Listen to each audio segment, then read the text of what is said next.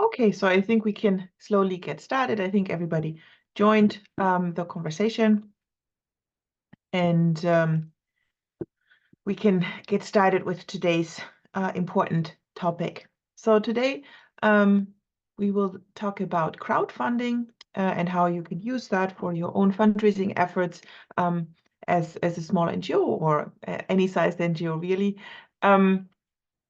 We will have time for questions after the presentation. So if you have any questions, you can use the Q&A box at the bottom. So you're already using the chat. I can see that to network, which is what that is for. But if you have a question for me, that it will get lost in the chat. So then please use the Q&A box at the bottom as well, and I will get to your questions by the end of this webinar. Yeah, so I think we can jump right in if I can find the presentation. Here we go. I don't know why Zoom changes things all the time for me. My desktop looks different every time I start a webinar, so I always have to look first where I have to click. Yeah, so today's topic is crowdfunding and how to make that a successful tool for your organization. We will talk about, or we'll start with a definition. What is crowdfunding? What do people mean when they talk about crowdfunding? Then we'll talk about the platforms that you can use, because there's several different crowdfunding platforms that are available to you that you can put your campaigns on.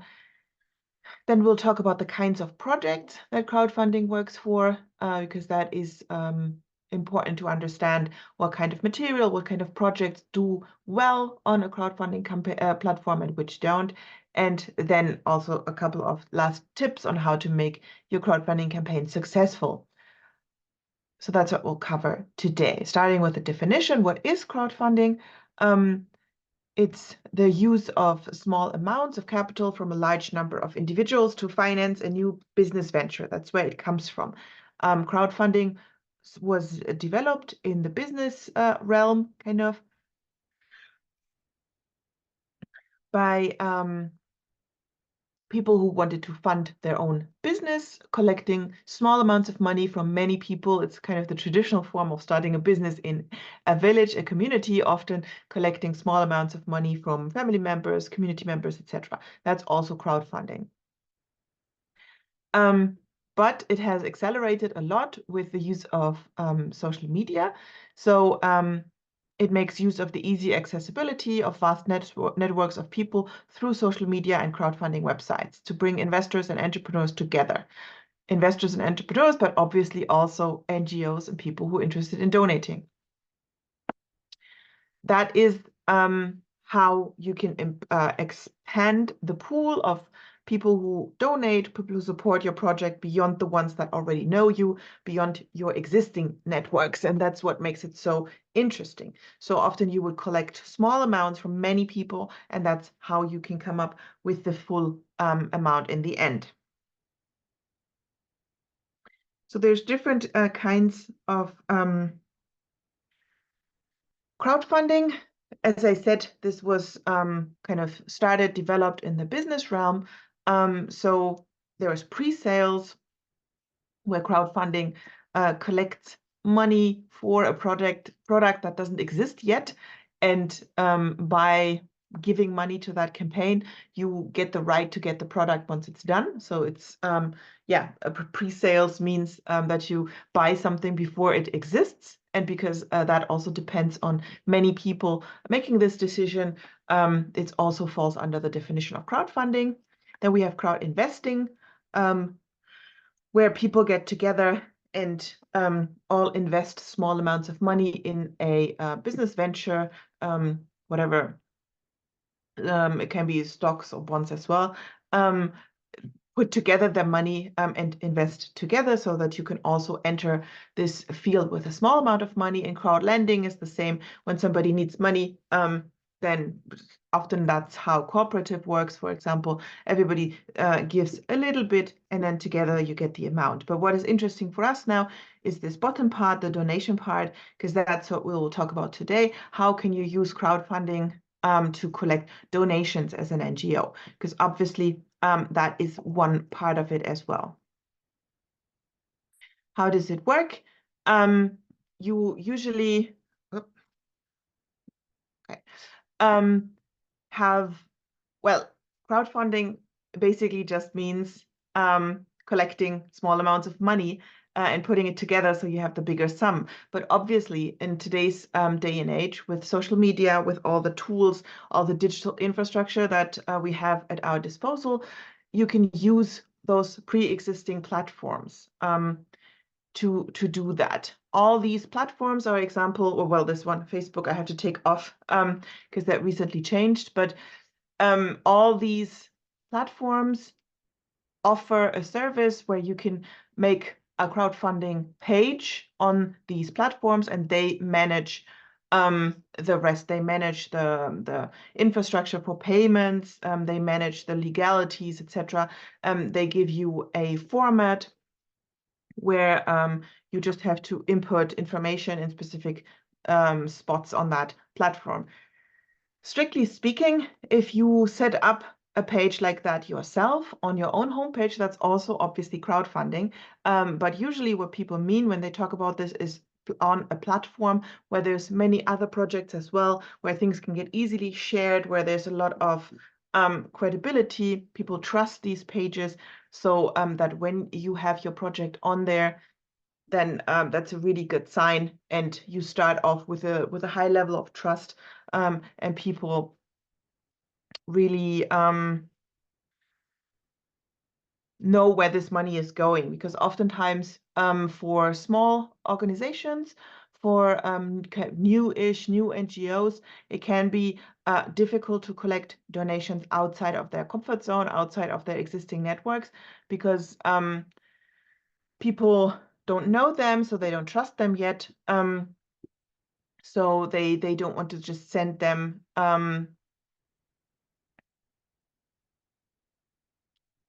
people don't want to just send them money without understanding where this necessarily goes. But when you work together with one of these platforms, then you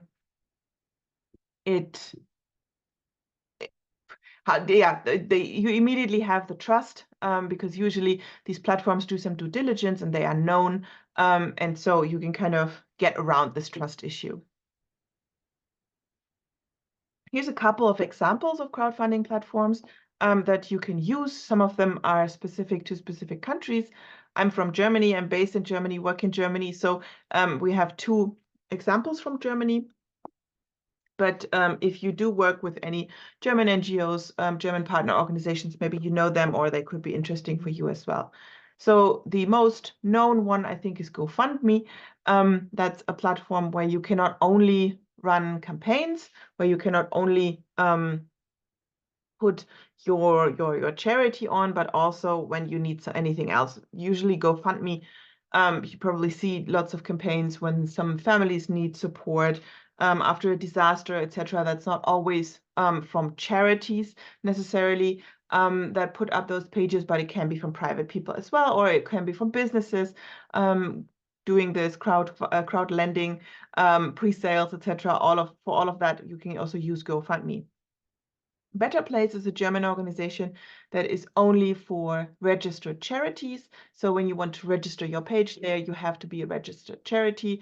You have to send in your tax exemption documentation to be able to put a profile up there. Global Giving is the same. I think that's on invitation only, or you can apply, then they choose you, so they do their own due diligence. On GoFundMe, anybody can put up a profile on GoFundMe, so sometimes people don't trust it as much.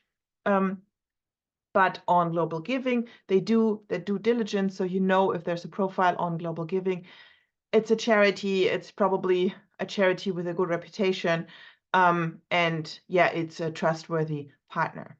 Lychee is another one. EcoCrowd is another German one. Facebook used to do this, but they don't anymore. They just stopped this service, I think, a month ago or 2 months ago, which is a pity because many NGOs were depending on Facebook to collect donations.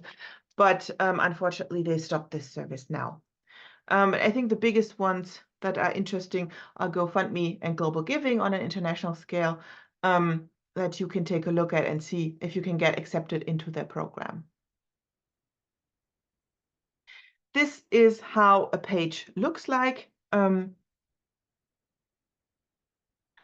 This is a project from Zimbabwe. I just took this as an example to show you what the page will, or what a good page looks like and what options you have. So usually people get all these sections. Doesn't matter on which platform you are, might look a little bit different, but in general, they look very similar and they have the same sections that you have to fill out, and you should try to fill out all of them. You should really try to fill every single spot on that page so you don't have any blanks, and sometimes the page doesn't even let you upload stuff if you don't upload everything. We'll go through this page part by part, and I will explain why these sections are so important, what you have to put there, and how it can help you with getting your campaign to be more successful. So obviously you have the content. This is the summary of your project. So this is where you have to explain what your project wants to do, who they work for, as detailed as possible, I would say. It needs to be interesting. It's not like a technical document. You can't just copy stuff from your proposal. You have to think about storytelling elements. How can you make this interesting? How can you make sure that you catch people's attention? But usually you have these sections: summary, what is the challenge, who do you work with, what's your plan, who are your partners, etc. So usually those are the sections that you would cover. But very important, maybe even one of the most important things in choosing this information is the title, because obviously on these pages there's tons and tons of projects that people can choose from, and the thing that they see is the title. So in a list of projects that is displayed on the website, what you can see first is the title. So the title also has to be interesting, shouldn't be too technical. Here is a good example because it explains what they do. It has the location, which is always great because sometimes people want to support projects in specific countries, specific regions. So this is a good example for a title, but workshop a couple of different titles with your team, because that is the thing that will draw attention at first sight. And then, fill out all the sections here, describe your project. Obviously, people need to be able to understand what you want to do, what you want to do with the money, what is the issue you want to solve, why is that an issue, why is there urgency to your issue, and how it works. Okay, I see in the chat that there's a couple of questions about recording and length. Our webinars are usually around 1 hour. Usually I talk 45 minutes and then we have time for questions. And there is a recording, and you will get sent the recording afterwards.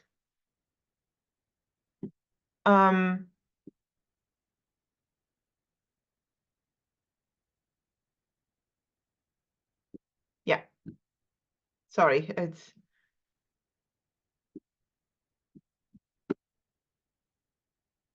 okay, here we go.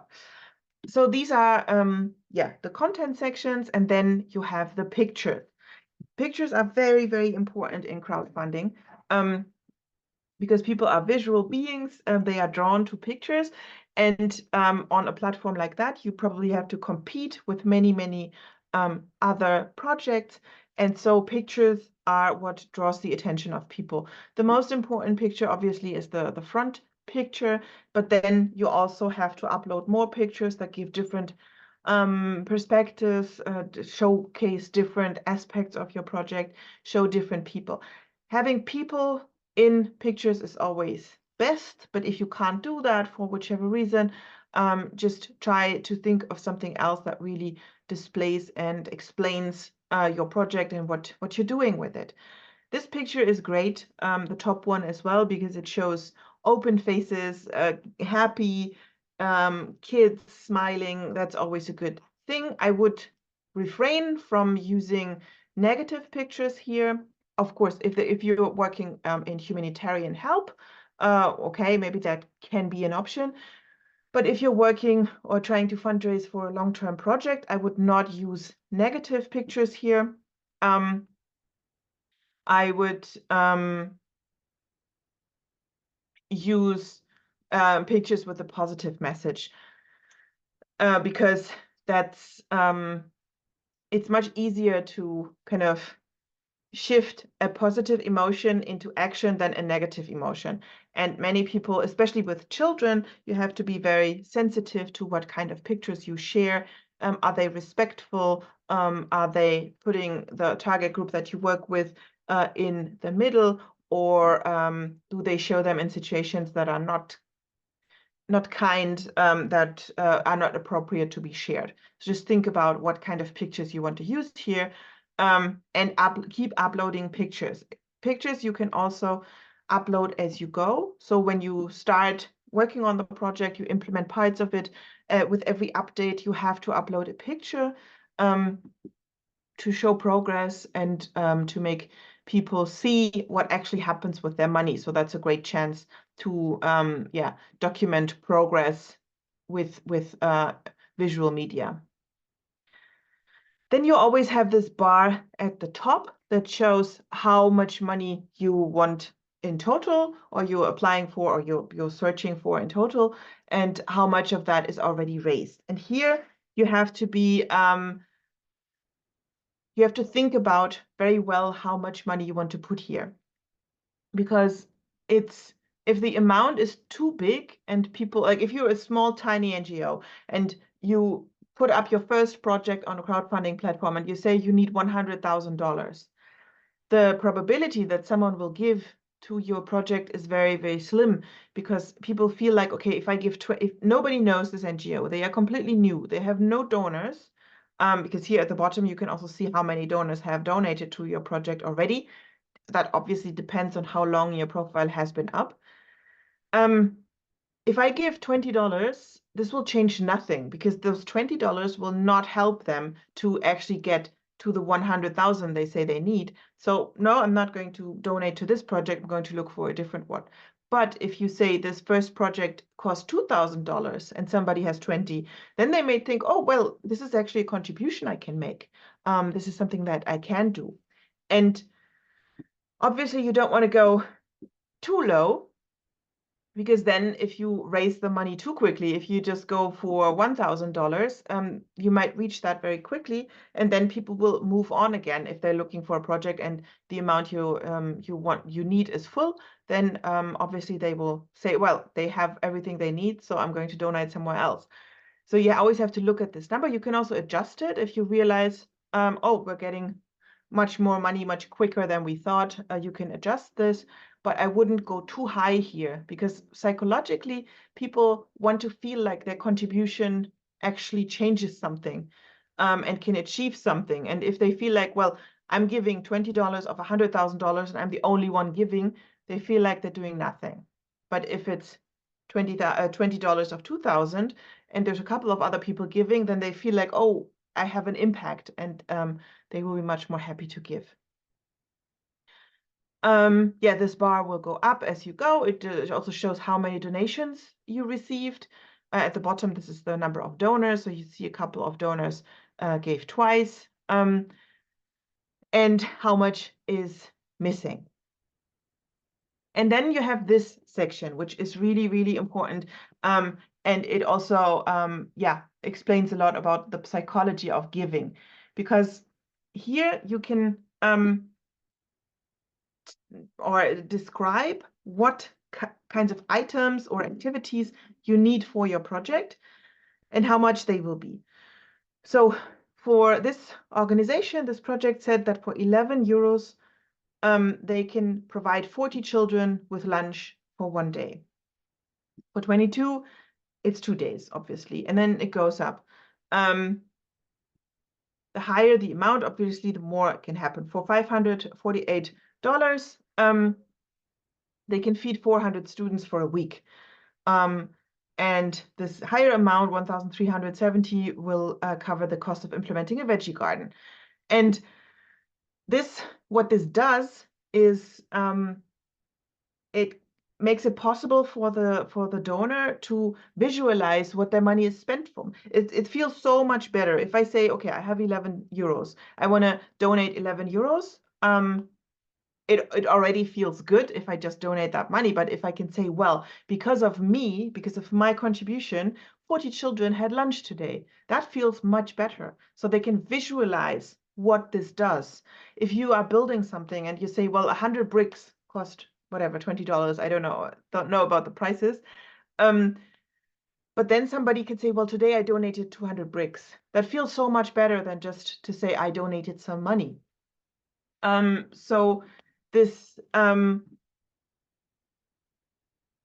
if you choose these amounts wisely, you can really get people to support your project more. And obviously, you want to choose an amount that is a bit off and maybe will get people to donate more. So probably somebody wants to donate $10, will look at this and say, well, for 11, I can get this, so I'll give 11. So they give one more. So usually, obviously, it has to be the realistic amount. But in this case, it wouldn't be a big difference if it's 10 or 11. So they choose 11 because then people will give 11 instead of 10. So you can also think a little bit about these things, but they obviously have to be realistic amounts. And you can't go too much overboard with this, obviously, because people don't want to feel cheated. They want to feel like you're taking them seriously as well. So yeah, this section is very important. So before you put up your project, think of increments, think of small kind of chunks that you can package your project up into, and put them here so that people know what their money will be spent for.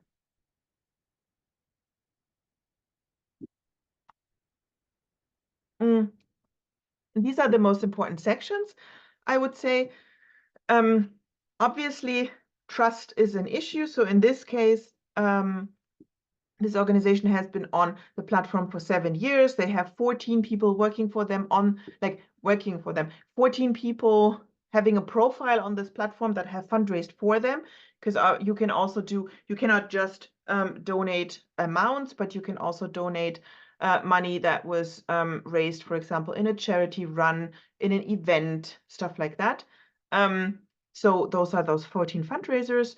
17 people are monthly donors, which is obviously always something great, something that you want, because monthly donors means that they commit to give an amount every month.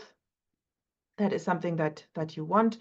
And in total, they have more than 5,000 donors. So level of trust in this organization is probably very high. And if you are a new somebody just starting to look for things on this platform, then you would probably trust a project with such a good track record more than a completely new project. So when you start, it's important that you try to get at least a couple of donations from the beginning to get some level of trust. It's never enough to just put up a profile and then wait.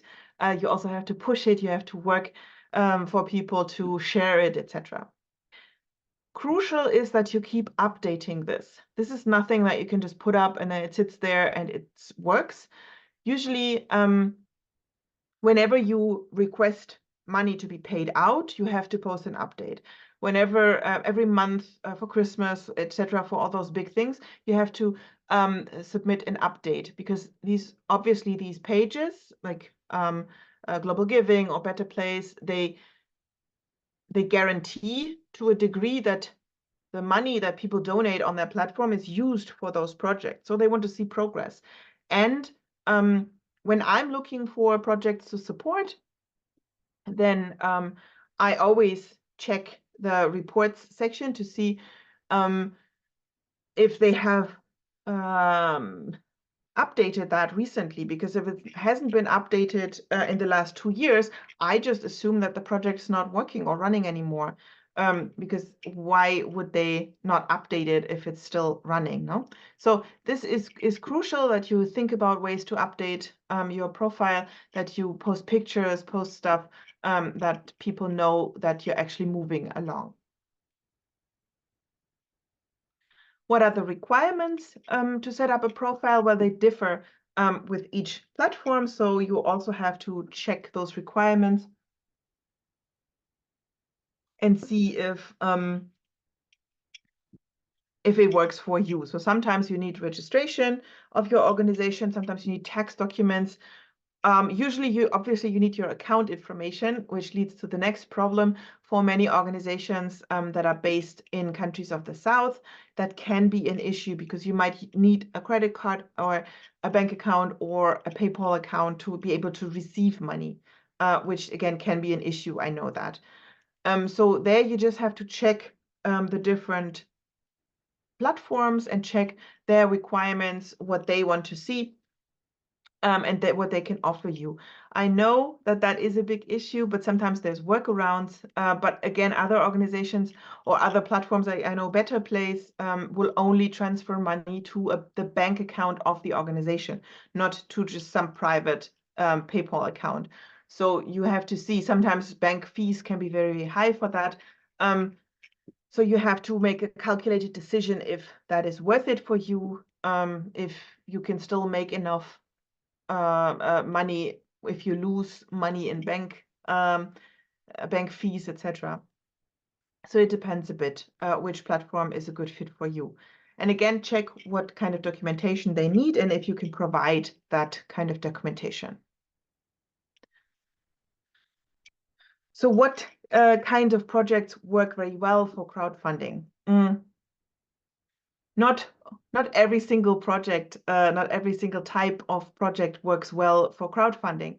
As you can imagine, projects that work very well are those that can produce visual media. So where you can produce videos or pictures, because obviously people are visual beings. They want to see something.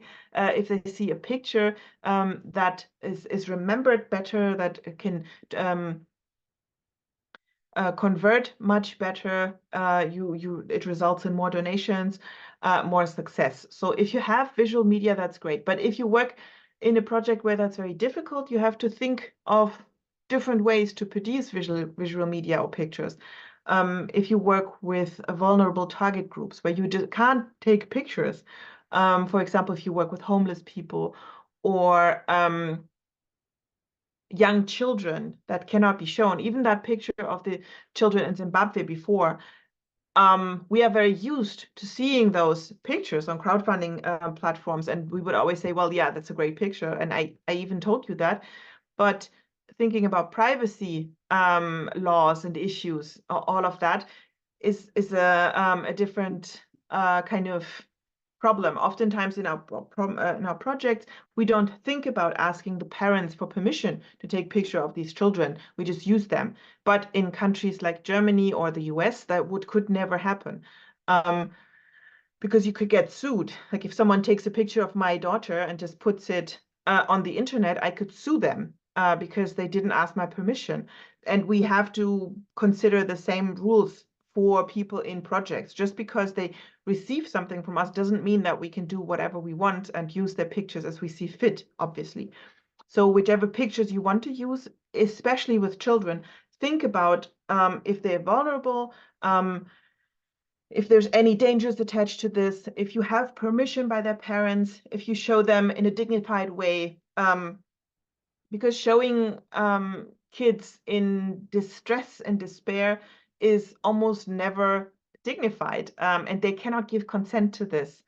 And maybe when they're grown up, they will be very unhappy about their picture being on the internet in this way. So really think about what you want to show or what you can show in your project. And again, if you can't produce good visual media, think twice if you want to make the investment in trying to run a crowdfunding campaign for your project, because it might be very difficult. Of course, there's other ways around. There's AI, so you can produce pictures with AI. If they do the same thing for people, I'm not sure about it, but at least you have the option. You can use anonymized pictures. You can use pictures with backs only, etc. But yeah, think about the ways you can use pictures and where they can come from, and if you have the permission to use them. If you run a project about, I don't know, updating your country's statistics or something like that, maybe that's not the best project for a crowdfunding campaign, because it usually doesn't inspire a lot of emotion or inspire a lot of passion, I would say. Yeah, the second thing, projects that inspire emotion. So when you work directly with target groups, usually that happens, of course, especially with children, animals, that works very, very well. But yeah, people in difficult situations, that inspires emotion. Ideally, you want to go for a positive emotion. And when your project does that, then you have a much higher chance of running a successful crowdfunding campaign for it. Projects are interesting, obviously, if it's yeah, a new approach, a different approach, an issue that many people are not aware of, and yeah, that might become relevant for other target groups as well. Something interesting, because a crowdfunding campaign only works when it is shared. It works because the people who already know it decide to share it, and others also again share it, so that more people get to know about it. So for that, it needs to be interesting. So you have to think of interesting aspects in your project that you want to share, that people will want to share. And obviously projects that already have a huge following. So if you have a big following on social media, your organization, or maybe someone from your organization, or maybe someone from the target group that you work with, then you have a great chance of being successful in a crowdfunding campaign. Because again, just putting up that information on the platform doesn't do anything for you. You need to be very, very lucky to be just found randomly on the internet, or even on one of those platforms. But if people start sharing information on social media through email, through WhatsApp, etc., that is your chance, because then the reach that you can get immediately grows a lot. I think the Better Place did a study once where they said, if someone shares your campaign, that is worth, I think it was like $12 or $13, because usually, or in the main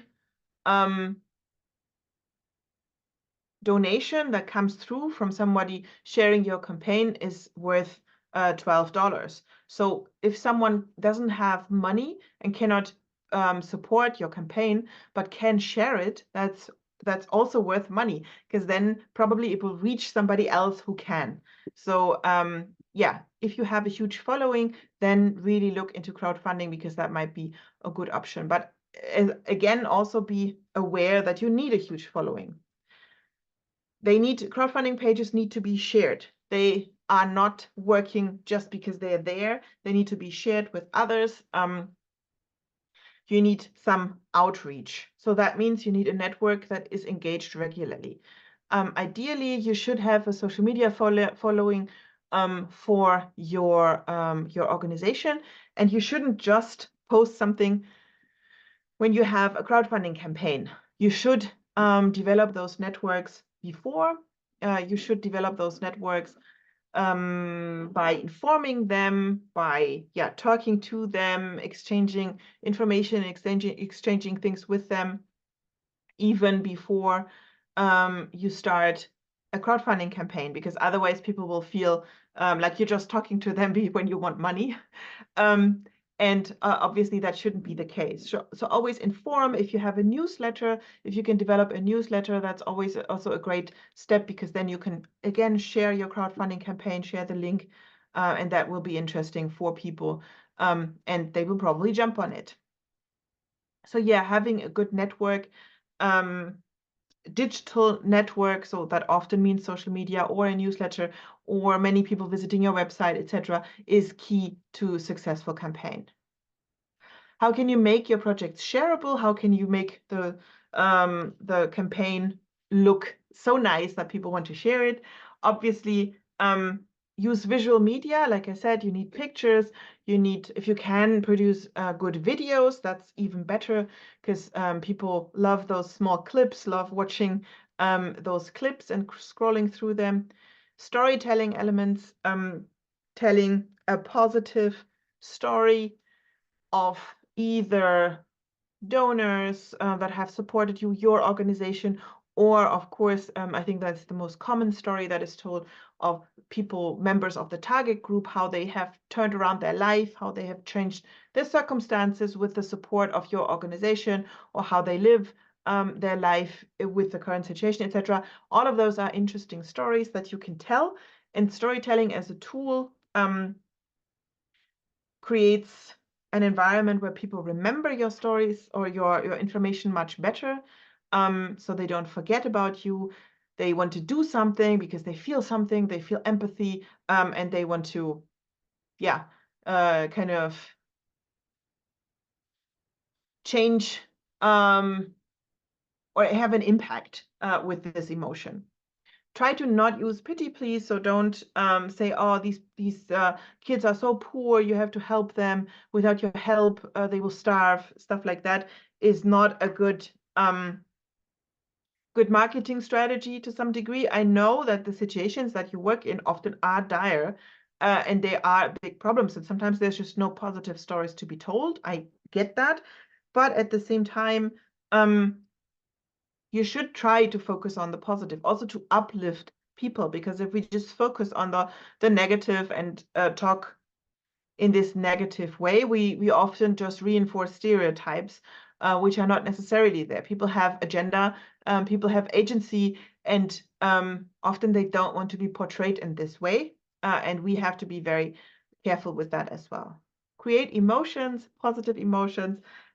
Make sure that people feel something good when they donate, that they feel like they had a positive impact, and engage the supporters long term. So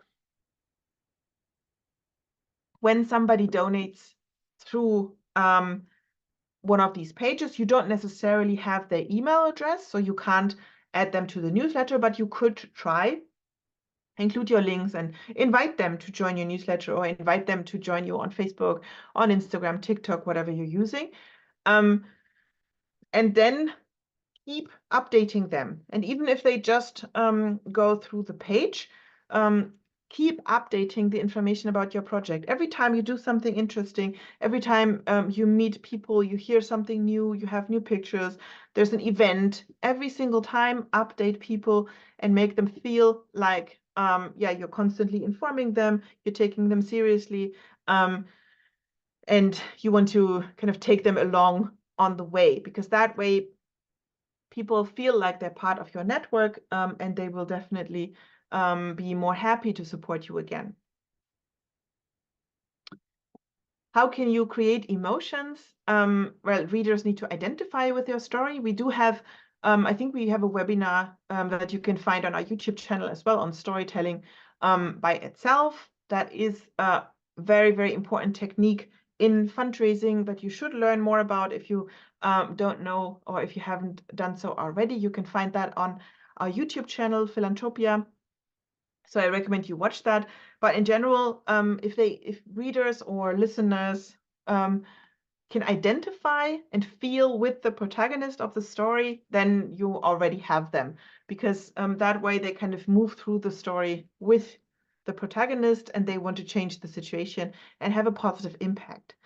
If readers or listeners, whatever, I just chose the word readers here, feel something positive, they are much more prone to want to repeat that experience. Because if it's negative, if they donate because they feel pity or are scared or angry, that is a negative emotion, and people don't necessarily want to repeat that.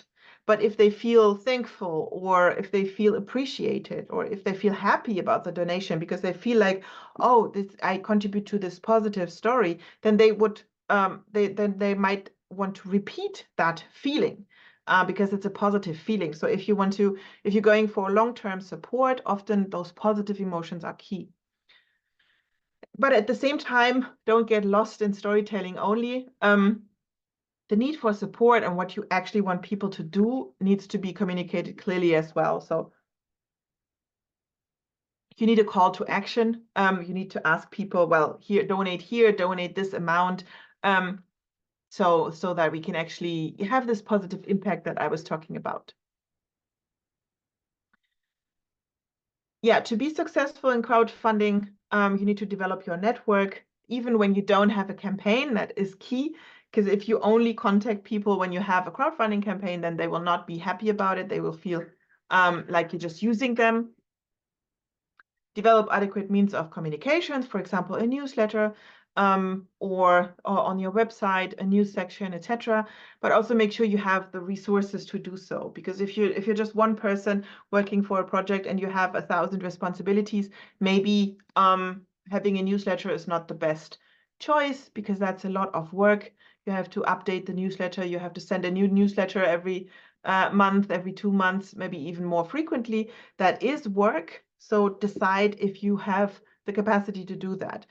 But all of this belongs together. So just having a page up on a crowdfunding page, you can get lucky and sometimes get the odd donation. But if you really want to run a successful campaign, you need all these other things, and you need exposure, you need networks, and for that you need the resources to cater to that.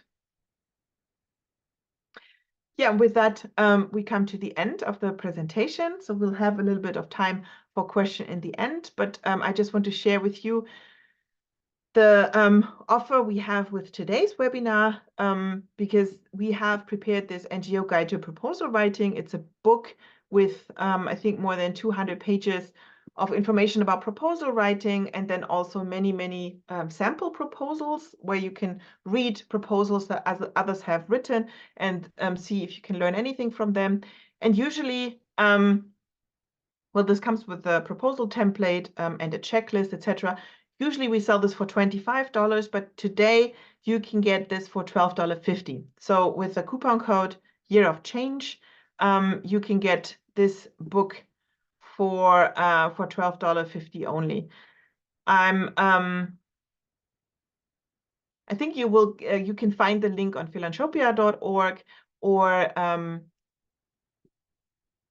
you can also find the link in the follow-up email that we will send. It seems like there's no one in the chat from my team at the moment. I don't know.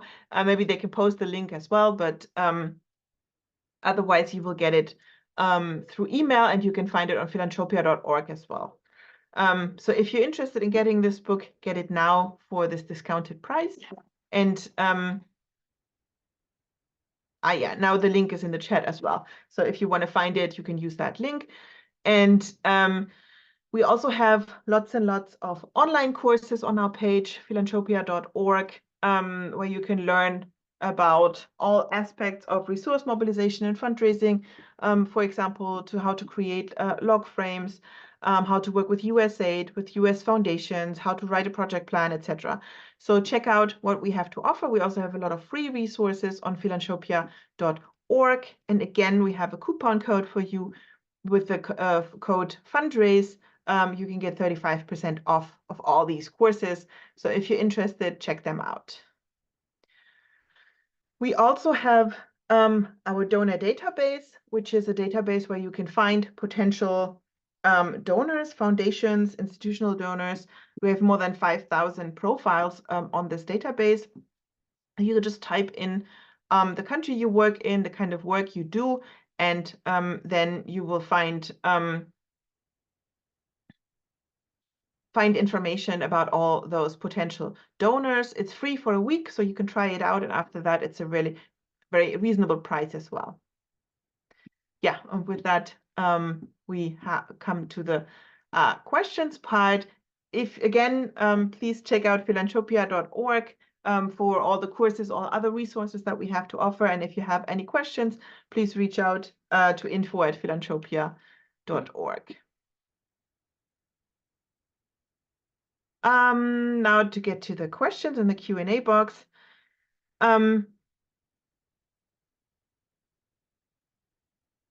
Dennis is asking, how long does the funders respond? Sorry. How long is the time between the request uploaded and receiving responses? Well, that depends on how well you distribute your campaign. Usually, I mean, how long it takes from uploading the stuff until it's published, that depends on the platform. Some are immediate, some take a day because they do their due diligence. I think with global giving, it takes a while because they have to verify your organization. So that's something like an application process. But for the rest, once you're up there, it's relatively quick.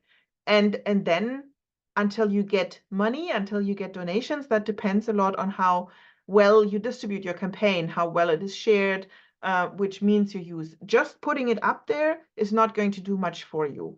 It's just going to sit there. And you need to be very, very lucky for it to be found by itself. You need to share it. You need to use your social media accounts, your email, your newsletter, all your contacts to share your campaign and ask people to contribute to the campaign or to share it. Because again, even if someone can't contribute, if they can share your campaign, they will share it with their network, and then you get more people that are interested. So that's kind of the way you have to go. The next question from William is it possible to put up a good write-up and not get any money? Yeah, like I said, it depends. The page has to be good, obviously, to get any donations. But then the next step is that you need to share it, that you need to distribute it, that you need to kind of, it's like a launch of a product. The product, if you have a new product, it will also not sell by itself. You need to do some marketing for it, and it's the same for these campaigns. You need to share information about it. You need to send it to your network, share it on your social media, etc. There's a question by Rashid. The link for the purchase of the book, it's in the chat. So when you open the chat window,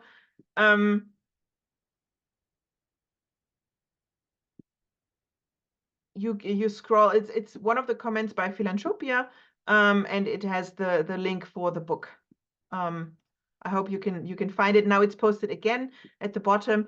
So the last comment in the chat, not in the Q&A, but in the chat box, is the link to the book.